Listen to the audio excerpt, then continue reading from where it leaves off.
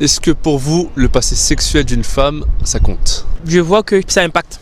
Ça compte. En tout. Moi, personnellement, je suis chrétien. On ne marie pas n'importe qui. Il faut connaître le passé de la personne, qu'est-ce que la personne a fait, qu'est-ce que la personne n'a pas fait. Et au-delà de ce qu'elle a fait, vraiment, tu estimes que tu peux lui pardonner ce qu'elle a fait. Parce qu'il y a des choses qu'on fait dans le passé. Au vu de tout ce que tu as fait dans le passé, je ne peux pas me mettre avec une telle personne. Selon mon point de vue, c'est ce qu'on appelle la prostitution. La prostitution, il y a plusieurs stades. Il y en a des dames qui vendent leur corps pour l'argent. Ça, c'est un niveau de prostitution.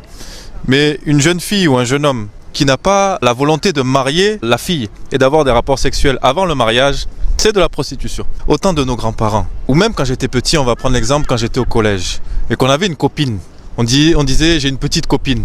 S'il fallait aller voir le papa de cette fille-là pour dire monsieur, je couche avec votre femme, peut-être il va te tuer. Ça, c'était ce qui était normal en notre temps. Mais maintenant, pour trouver une fille vierge à 15 ans même, c'est compliqué. Mais ensuite, on a découvert effectivement ce message du prophète Kakou Philippe. Tout rapport sexuel en dehors du mariage, c'est de la prostitution, c'est très grave. Est-ce que pour toi, tu chercherais une vierge ou quelqu'un pour qui tu pourrais pardonner comme toi, tu as été pardonné?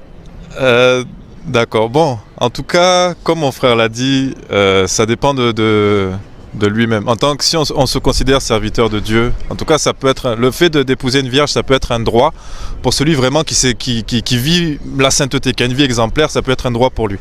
Après, la virginité pour une femme, on considère que c'est le plus grand cadeau que Dieu ait donné à une femme et qu'elle doit préserver à tout prix. Donc, en tout cas, une fille qui a si peu de moralité, ça va me poser problème.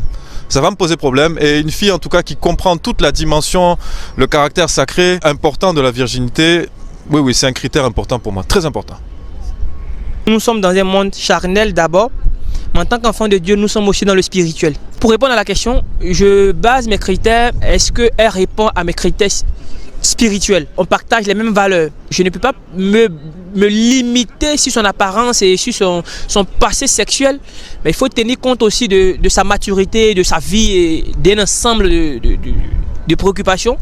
Bien évidemment, avant de décider si je peux la prendre ou pas. Prochaine fois. Vous verrez si vous gardez au montage ou pas, on est disciple du prophète Kakou Philippe. Il a enseigné que quand il s'agit de rapports sexuels, ça devient de la souillure à partir du moment où on fait des choses qui sont contre nature. Par exemple, mettre sa conjointe dans la position d'un animal, comme un chien, c'est contre nature. Vous êtes un animal quand vous faites ça. Vous êtes un chien et vous considérez la conjointe comme une chienne. C'est contre nature, c'est de la souillure. Et si vous mourrez dans cette condition-là, vous irez en enfer. C'est ça. Mettre sa langue, la langue que vous prenez pour dire bonjour. Vous dites merci maman, maman je t'aime. Vous la mettez dans les endroits qu'on ne peut pas nommer. Et si c'est pas devant, c'est derrière. Il y en a qui mettent derrière. Hein. Non mais c'est une réalité, moi je fais pas ça. Donc je peux en parler. Donc vous-même qui faites ça, c'est salissant. Même la femme qui monte sur l'homme, c'est une souillure. Donc à partir du moment où la femme monte sur lui, c'est un sous-homme. C'est un efféminé, il ira en enfer avec ça.